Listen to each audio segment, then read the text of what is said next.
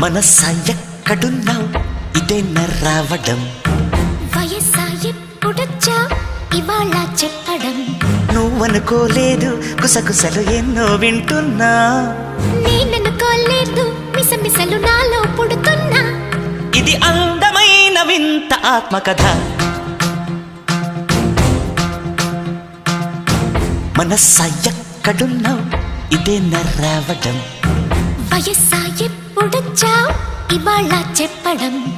నువ్వనుకోలేదు గుసగుసలు ఎన్నో వింటున్నా. నేననుకోలేదు మిసమిసలు నాలో పుడుతున్నా. ఇది అందమైన వింత ఆత్మకథ.